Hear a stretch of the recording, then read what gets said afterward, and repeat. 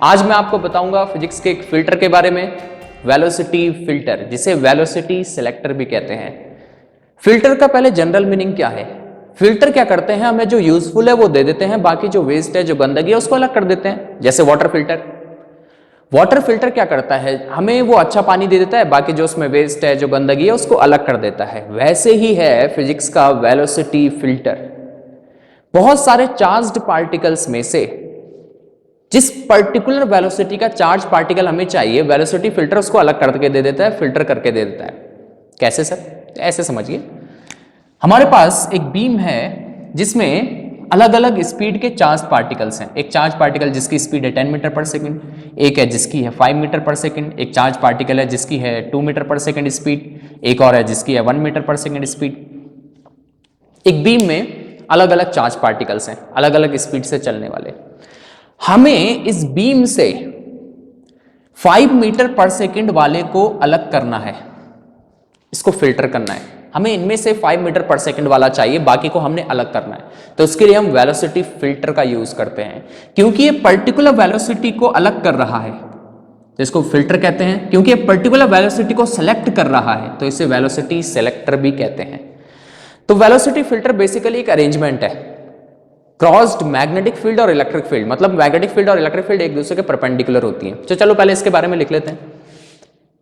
It is an arrangement of, अच्छे से देखेंगे इसको, वेलोसिटी फिल्टर बहुत इंटरेस्टिंग है, देखते रहो। It is an arrangement of cross electric and magnetic fields which helps us to select the charged particle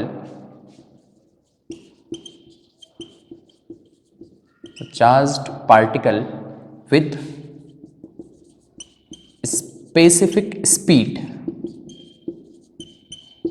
ये एक पर्टिकुलर स्पीड वाले चार्ज पार्टिकल को अलग कर देता है। तो देखते हैं, अब कंस्ट्रक्शन देखते हैं वेलोसिटी फिल्टर का, कैसे इसमें परपेंडिकुलर होती है इलेक्ट्रिक फील्ड, मैग्नेटिक फील्ड, और कैसे ही अलग कर लेते हैं। चलो देखते हैं, बड़ा इंटरेस्टिंग है, जैसे मैं कह रहा हूं बार बार। देखो यहां पे क्या होता है, हमारे पास ये बीम है जिसमें बहुत सारे चार्ज पार्टिकल्स हैं। इस बीम में इनसे हमें एक चार्ज पार्टिकल अलग करना है। और सपोज ये बीम है पॉजिटिव चार्ज, प्लस चार्ज है ये बीम, ठीक। इस बीम को हम एक स्लिट से पास करते हैं। इस स्लिट को मैं बोल रहा हूं S1। ये स्लिट इस बीम को नैरो कर देती है, शार्प कर देती है इस बीम को, ठीक है। अब यहां पे एक और स्लिट हम यूज करते हैं जहां से वो चार्ज्ड पार्टिकल बाहर आएगा जो हमें चाहिए। अभी समझ में आ जाएगा, देखो जब पूरा होगा, ठीक। यहां पे इन दोनों स्लिट के बीच में हम इलेक्ट्रिक फील्ड और मैग्नेटिक फील्ड लगाते हैं। तो सपोज हमने मैग्नेटिक फील्ड लगाई यहां पे ऐसे, यहां से अंदर की तरफ, जिसको मैं क्रॉस से शो कर रहा हूं। यहां पे मैग्नेटिक फील्ड है बी मैग्नेटिक फील्ड है इनवर्ड, ठीक। यहां पे इस मैग्नेटिक फील्ड के परपेंडिकुलर हमने इलेक्ट्रिक फील्ड लगाई। इलेक्ट्रिक फील्ड कहां है? इलेक्ट्रिक फील्ड है यहां से ऐसे डाउनवर्ड, यहां से नीचे की तरफ। ये इलेक्ट्रिक फील्ड है जो मैंने ब्लू से दिखाया, ये इलेक्ट्रिक फील्ड है। इलेक्ट्रिक फील्ड प्लस से माइनस की तरफ होती है। अब ध्यान से देखिए, ये इलेक्ट्रिक फील्ड और मैग्नेटिक फील्ड एक दूसरे के परपेंडिकुलर हैं। मैग्नेटिक फील्ड यहां से अंदर की तरफ है और इलेक्ट्रिक फील्ड यहां से नीचे की तरफ, तो दोनों एक दूसरे के हैं परपेंडिकुलर। समझ गए? ठीक है। अब चार्ज पार्टिकल, मतलब ये बीम जो पॉजिटिव चार्ज है, चार्ज पार्टिकल्स यहां से आते हैं मैग्नेटिक फील्ड के परपेंडिकुलर। ये देखिए मैग्नेटिक फील्ड के परपेंडिकुलर आने चार्ज पार्टिकल्स, ठीक। तो समझ गए, कंस्ट्रक्शन यही है इसका।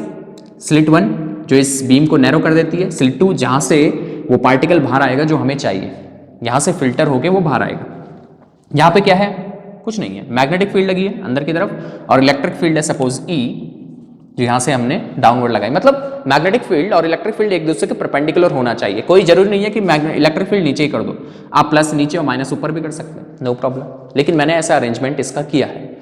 अब देखो क्या होगा, जब ये चार्ज्ड पार्टिकल्स यहां से एंटर करेंगे, यहां अंदर मैग्नेटिक फील्ड और इलेक्ट्रिक फील्ड के रीजन में, तो इन चार्ज पार्टिकल में फोर्स लगेंगे। इलेक्ट्रिक फील्ड की वजह से भी फोर्स लगेगा और मैग्नेटिक फील्ड की वजह से भी फोर्स लगेगा। इलेक्ट्रिक फील्ड की वजह से कहां फोर्स लगेगा? प्लस चार्ज है, they will move from positive to negative, तो इलेक्ट्रिक फील्ड की वजह से फोर्स लगेगा नीचे की तरफ, force due to electric field. और मैग्नेटिक फील्ड की वजह से फोर्स कहां लगेगा? Force on a charge is given by F equal to Q V cross B। यहां चल रहे हैं ये चार्ज पार्टिकल, इधर V इधर है इनका और B है अंदर, तो V cross B, right hand rule से मैंने बताया था। V इधर चल रहे हैं और B है अंदर की तरफ, V इधर B इधर, तो मैग्नेटिक फील्ड की वजह से फोर्स कहां लग गया? ऊपर की तरफ, थंब ऊपर आया ना, ऊपर की तरफ, तो force due to magnetic field. तो इन चार्ज पार्टिकल्स पे इलेक्ट्रिक फील्ड की वजह से फोर्स लग रहा है डाउनवर्ड, और इन चार्ज पार्टिकल्स पे इलेक्ट्रिक मैग्नेटिक फील्ड की वजह से फोर्स लग रहा है अपवर्ड। ठीक हो गया? ठीक है। अब यहां पे देखिए, सपोज कुछ चार्ज पार्टिकल्स ऐसे रहे जिन पे मैग्नेटिक फील्ड का फोर्स ज्यादा है as compare to force due to electric field. इस बीम में बहुत सारे चार्ज पार्टिकल्स हैं, कुछ चार्ज पार्टिकल्स पे force due to magnetic field ज्यादा है और force due to electric field कम है, तो ये कहां मूव करेंगे? ये वाला फोर्स ज्यादा है, ये वाला फोर्स डोमिनेट कर रहा है, तो वो चार्ज पार्टिकल ऐसे यहां से ऊपर की तरफ चले जाएंगे, ऐसे यहीं तो जाएंगे क्योंकि ये वाला फोर्स ज्यादा है। तो जिन पे ये फोर्स ज्यादा है, force due to magnetic field, और force due to electric field कम है, वो जाएंगे अपवर्ड। अब कोई जरूरी नहीं है कि वो अपवर्ड ही जाए, ठीक है, अरेंजमेंट के हिसाब से, अरेंजमेंट के अकॉर्डिंग कुछ चार्ज पार्टिकल नीचे भी आ सकते हैं। अगर मैं इलेक्ट्रिक फील्ड यहां प्लस कर दूं, यहां प्लस लेयर बना दूं, यहां नेगेटिव, मैग्नेटिक फील्ड बाहर की तरफ कर दूं, तो जरूरी नहीं है कि वो अपवर्ड ही जाए, नीचे आ सकते हैं। लेकिन जो मैंने अरेंजमेंट बनाया है, जो मैंने अरेंजमेंट यहां पे बनाया है, उसके अकॉर्डिंग अगर मैग्नेटिक फील्ड का फोर्स ज्यादा है, इलेक्ट्रिक फील्ड का फोर्स कम है, तो ये वाला डोमिनेट करेगा, वो ऊपर ही जाएंगे। और जैसा मैंने कहा, कोई जरूरी नहीं है कि अपवर्ड, ठीक, अरेंजमेंट के हिसाब से इस कंडीशन के लिए नीचे भी आ सकते हैं। तो ये रटना नहीं है कि भाई अपवर्ड ही जाएंगे, ठीक, अरेंजमेंट के अकॉर्डिंग चेंज हो सकता है। खैर, इस केस में अपवर्ड जा रहे हैं, ठीक। Force due to magnetic field कितना लग रहा है? अगर इसको लिखें स्केलर फॉर्म में, B Q V sine theta, theta is the angle between velocity and magnetic field. Theta कितना है इस केस में? वेलोसिटी इधर, मैग्नेटिक फील्ड अंदर, तो थीटा कितना है? वेलोसिटी, मैग्नेटिक फील्ड अंदर, थीटा है 90, साइन 90 1, तो force due to magnetic field कितना हो गया? B Q v. तो B Q v is greater than force due to electric field जो होता है क्यू ई। क्यू से क्यू गया तो वी ग्रेटर देन, ये क्यू से क्यू गया ना, और बी इधर लेके आ गया मैं। अब समझिए, जिन चार्ज्ड पार्टिकल्स की वेलोसिटी ई अपॉन बी से ज्यादा होगी, जिन चार्ज्ड पार्टिकल की वेलोसिटी ई अपॉन बी से ज्यादा होगी, वो ऊपर निकल गए, ऊपर चले गए, ठीक। अब देखिए, अब आगे केस नंबर 2, केस नंबर 2 यहां पे सपोज कुछ चार्ज पार्टिकल्स ऐसे रहे जिन पे मैग्नेटिक फील्ड की वजह से फोर्स कम लग रहा है और इलेक्ट्रिक फील्ड की वजह से फोर्स ज्यादा लग रहा है। तो ये चार्ज पार्टिकल कहां मूव करेंगे? ये वाला फोर्स ज्यादा है, नीचे वाला, तो ये यहां से, ये वाला फोर्स ज्यादा है नीचे वाला, तो ये यहां से ऐसे नीचे आ गए, तो ये कहां मूव कर रहे हैं? ये मूव कर रहे हैं डाउनवर्ड। इस अरेंजमेंट के लिए ये मूव कर रहे हैं डाउनवर्ड, ठीक। कब मूव करेंगे downward? Force due to magnetic field B Q V and force due to electric field Q E. Q से क्यू गया, v less than E upon B. अब समझिए, जिन चार्ज्ड पार्टिकल की वेलोसिटी ई अपॉन बी से कम होगी, ई upon B से कम होगी, वो नीचे की तरफ चले गए, ठीक। अब केस नंबर 3, केस नंबर 3 आप समझ गए क्या आने वाला है? Very good. सपोज दोनों फोर्स इक्वल लग रहे हैं, कुछ चार्ज पार्टिकल्स ऐसे हैं जिन पे force due to magnetic field is equal to force due to electric field. तो नेट फोर्स कितना लग रहा है इन पे? 0। लिख लेते हैं इसको, net force on charge is 0। अगर दोनों फोर्स इक्वल हो गए तो नेट फोर्स कितना लग रहा है? 0। अगर ऐसा है, दोनों फोर्स इक्वल हो गए, तो ये नीचे जाएंगे कि ऊपर जाएंगे ये चार्ज पार्टिकल? बिल्कुल सही, कहीं भी नहीं, सीधा अनडिफ्लेक्टेड यहां से आगे निकल गए, क्योंकि दोनों फोर्स इक्वल हैं, तो ये ऐसे सीधा आगे निकल रहे हैं, और ये आ गए स्लिट से बाहर, ये फिल्टर हो गए। समझ गए? इन पे दोनों फोर्स इक्वल है ना, नेट फोर्स 0, दोनों फोर्स इक्वल हैं, तो ये सीधा सीधा सीधा और यहां से आ गए बाहर, तो फिल्टर हो गया, ये फिल्टर हो गया, ठीक है। कौन से चार्ज पार्टिकल के साथ ऐसा होगा? तो force due to magnetic field B Q B it is equal to Q E, Q से क्यू गया, V equal to E upon B. यही इंपॉर्टेंट पॉइंट है वेलोसिटी सिलेक्टर, वेलोसिटी फिल्टर का। जिन चार्ज्ड पार्टिकल की वेलोसिटी ई अपॉन बी के equal होगी, जिन चार्ज पार्टिकल की वेलोसिटी ई अपॉन बी के इक्वल होगी, जिन चार्ज पार्टिकल की वेलोसिटी ई अपॉन बी के इक्वल होगी, जिन चार्ज पार्टिकल की वेलोसिटी ई अपॉन बी के इक्वल होगी, वो यहां अनडिफ्लेक्टेड रहेंगे और यहां से सीधा बाहर आ जाएंगे। वो फिल्टर हो गए, उनको हमने अलग कर लिया, बाकी तो जमा हो गए ना, ये यहां चले गए, कुछ नीचे आ गए और जो चाहिए वो यहां से बाहर आ गए।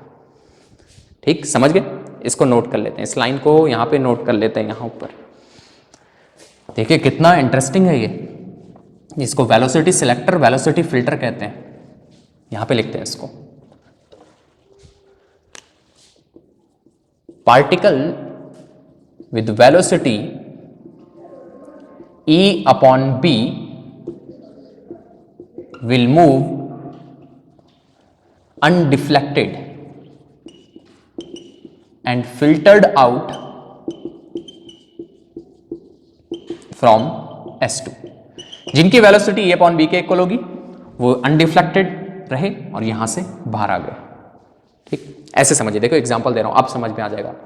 सपोज एक बीम है जिसमें 10 मीटर पर सेकंड से चलने वाला चार्ज पार्टिकल है, 5 मीटर पर सेकंड से चलने वाला चार्ज पार्टिकल है, 1 मीटर पर सेकंड से चलने वाला चार्ज पार्टिकल है, और एक और है 4 मीटर पर सेकंड से चलने वाला। हमें चाहिए कि हम 5 मीटर पर सेकंड वाले को फिल्टर कर लें, इसको अलग कर लें, यहां से बाहर निकाल लें। यहां कलेक्टर होता है जमा करने के लिए उन पार्टिकल्स को, तो 5 मीटर पर सेकंड वालों को अलग करना है। तो इसका मतलब E अपॉन बी, इस अरेंजमेंट में E अपॉन बी किसके इक्वल होना चाहिए? 5 के इक्वल। सपोज इलेक्ट्रिक फील्ड मैंने यहां पे 10 बनाया हुआ है। इलेक्ट्रिक फील्ड कितना बनाया हुआ है? 10। तो मैग्नेटिक फील्ड कितना रखूं कि ये 5 आ जाए? Equal to 5। तो B इक्वल टू 5, 10 अपॉन 5 मतलब 2। तो B कितना रखना पड़ेगा? 2 टेस्ला। समझ गए? ठीक, हमें 5 को अलग करना है, तो E अपॉन बी किसके इक्वल आना चाहिए? 5। तो अगर इलेक्ट्रिक फील्ड 50 है तो मैग्नेटिक फील्ड को कितना करना पड़ेगा? 10। अगर इलेक्ट्रिक फील्ड 60 है, 5 लाने के लिए मैग्नेटिक फील्ड को कितना करना पड़ेगा? तो इसको 5 करने के लिए B को करना पड़ेगा 12। तो जिन पार्टिकल्स की वेलोसिटी E अपॉन बी के इक्वल होगी वो फिल्टर होके बाहर निकल जाएंगे, अनडिफ्लेक्टेड रहेंगे। तो ये है वेलोसिटी फिल्टर, वेलोसिटी सिलेक्टर भी इसको कहते हैं। अच्छे से तैयार करते रहे इसको। यही मेथड यूज किया था जे थॉमसन ने इलेक्ट्रॉन का charge to mass ratio find करने के लिए।